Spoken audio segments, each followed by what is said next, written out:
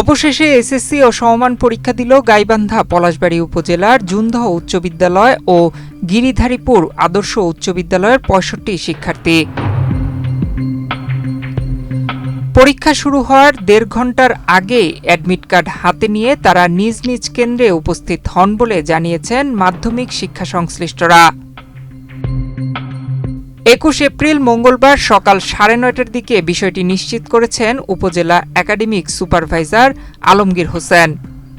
Extreme মশার coil plant fiber দিয়ে তৈরি, তাই সহজে ভাঙে না, সুগন্ধিযুক্ত ও নিরবিচ্ছিন্নভাবে জ্বলে। ডেঙ্গু, চিকুনগুনিয়া বাহি সহ যে কোনো মশার বিরুদ্ধে দেয় এক্সট্রিম সুরক্ষা।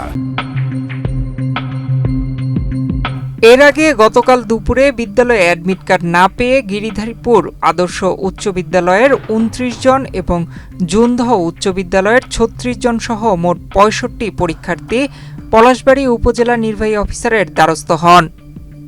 সেখানেও সমাধান না পেয়ে রাত ৯টার দিকে পলাশবাড়ী পৌর শহরের আদর্শ ডিগ্রি কলেজ এলাকা ও ফিলিং স্টেশনের সামনে অবস্থান নিয়ে অবরোধ সৃষ্টি করেন পরীক্ষার্থীরা, অভিভাবকরা।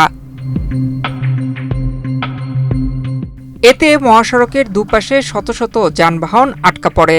পরে অবরোধ চলাকালে খবর পেয়ে পরিস্থিতি নিয়ন্ত্রণে ঘটনাস্থলে ছুটে যান উপজেলা নির্বাহী কর্মকর্তা শেখ জাবের আহমেদ, সহকারী কমিশনার ভূমি আল ইয়াসা রহমান দাপাদার এবং থানা পুলিশের কর্মকর্তারা।